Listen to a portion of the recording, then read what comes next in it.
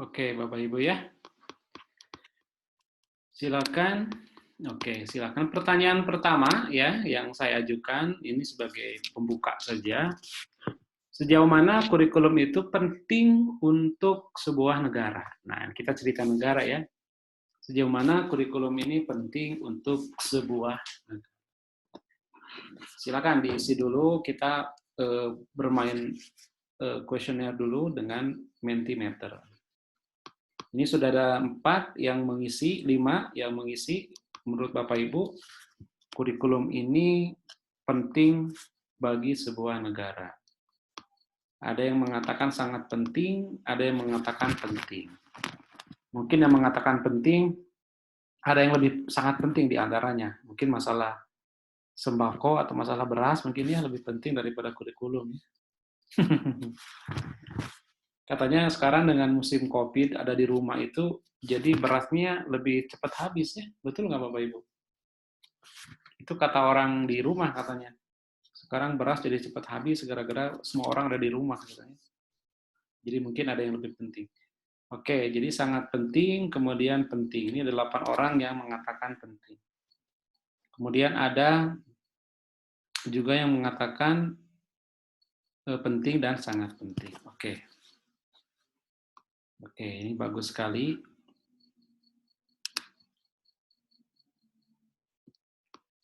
Nah, terkait dengan pertanyaan ini, kan kita itu Bapak Ibu kalau melakukan sesuatu, ya, pekerjaan atau kita mempelajari sesuatu ilmu apapun harus berangkat dari sesuatu itu apakah memiliki tingkat kepentingan yang tinggi buat kita. Apalagi untuk pembelajaran orang dewasa, andragogik itu orang dewasa lebih cenderung mempelajari sesuatu kalau dia merasa bahwa ini penting dalam mendukung apakah dalam kehidupan sehari-hari atau dalam kaitan dengan pekerjaan, karir, ataupun dalam kaitan dengan aktualisasi dalam kehidupannya. Nah, ini pertanyaan juga perlu kita bahas ya, sejauh mana ini juga memiliki kepentingan. Apalagi ini dalam konteks yang lebih luas, itu dalam konteks negara. Oke, Bapak Ibu, saya ingin mungkin ada 1 atau 2 lah sedikit tanggapan kaitan dengan pertanyaan pertama ini. Boleh, kalau dilihat dari angkanya sih, dominannya adalah sangat penting, nih, ada 9. Ada juga yang mengatakan hanya sekedar penting saja. Mungkin Bapak Ibu, kalau ada yang mau komen, silakan di-mute-kan dulu, baru kemudian menyampaikan. Silakan kalau ada yang mau komen dulu.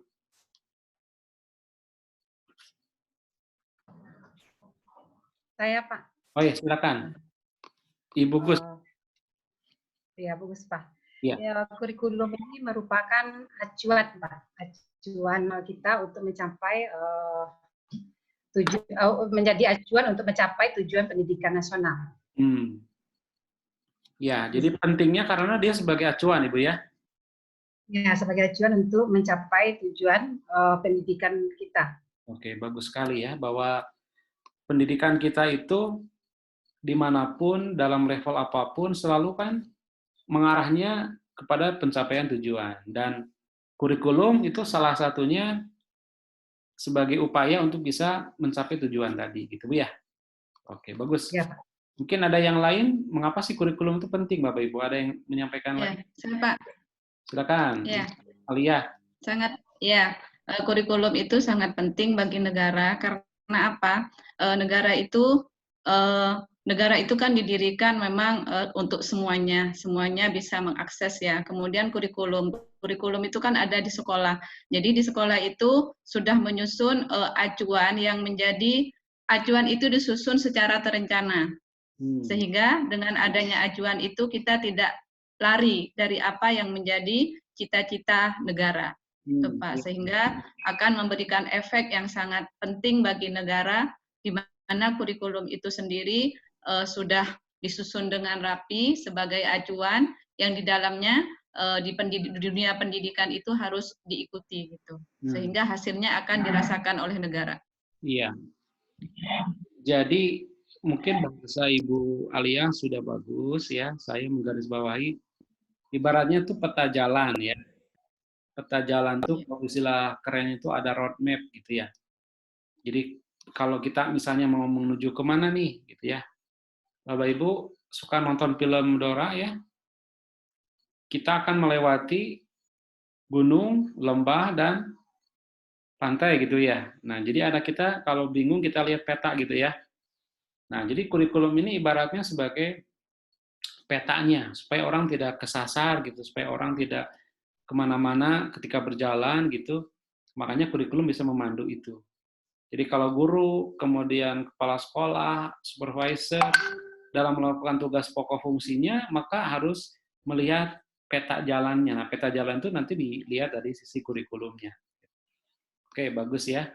Oke, saya pikir dua dulu pertanyaannya. Bagus, terima kasih Bu Gus dan Ibu Alia. Nah, sekarang kita lihat untuk pertanyaan yang kedua. Pertanyaan yang kedua, nah Bapak Ibu, ini sudah ada peringatan ya, bahwa kita hanya punya waktu kurang lebih berapa menit lagi? Ada kurang lebih 10 menit lagi ya. Jadi memang ini belum unlimited. Oke, nanti kita akan join lagi ya.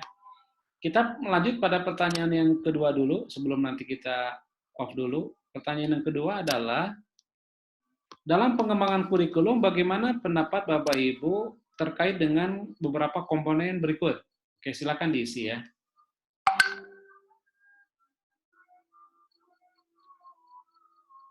Tujuan perlu dirumuskan dengan jelas. Apakah Bapak Ibu sangat setuju atau sangat tidak setuju?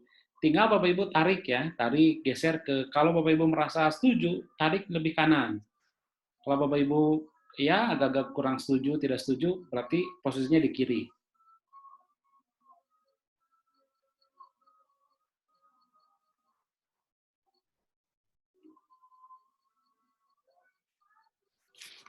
Oke, silakan diisi dulu ya.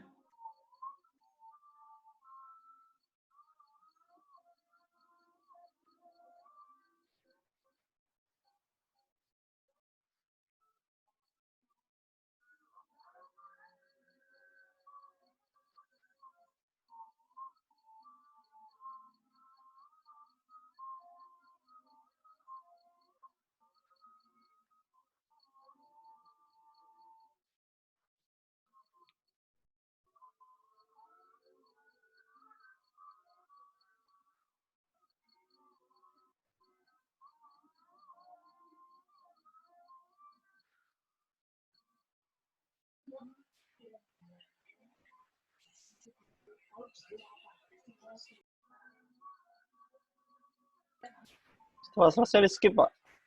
Gimana? Itu setelah selesai ada tombol skip, di skip question itu ya? Ya. Oke, Bapak Ibu, ini sudah dijawab ya. Dan jawaban Bapak Ibu ini untuk poin yang pertama itu mengarah pada yang sangat setuju. Jadi tujuan harus dirumuskan sangat jelas, oke? Kemudian yang kedua, metode yang variatif juga harus dibuat variatif. Ini juga sangat setuju Bapak Ibu ya. Materi yang luas dan mendalam. Oke, ini kategorinya ada di kurang lebih 3/4-nya lah ya, 4,2 nilainya ya. Ini juga masih dalam kategori yang sangat setuju Bapak Ibu untuk materi yang luas dan mendalam. Sistem evaluasi yang juga sangat tepat. Oke.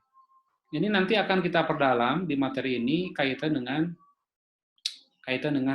komponen dari kurikulum itu. Oke, Bapak Ibu, kita lanjut dulu ya pada pertanyaan, karena ini akan habis nih sebelum kita nanti join lagi. Kita lanjut lagi Bapak Ibu untuk pertanyaan yang berikut. Oke, silakan. Pertanyaannya adalah, apa yang Bapak Ibu pahami tentang kurikulum? Silakan Bapak Ibu ketikkan di situ. Apa yang Bapak Ibu pahami tentang kurikulum? Berikan deskripsi sesuai dengan apa yang Bapak Ibu pahami. Tidak perlu juga melihat buku atau melihat catatan atau melihat apapun yang Bapak Ibu biasanya pahami selama ini tentang apa itu kurikulum.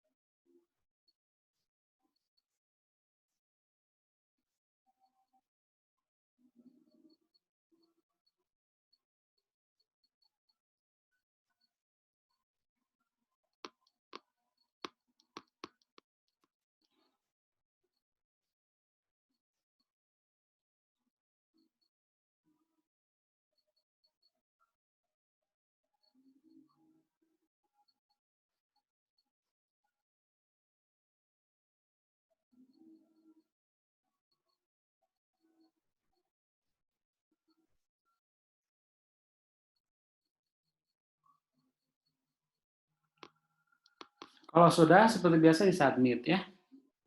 Submit.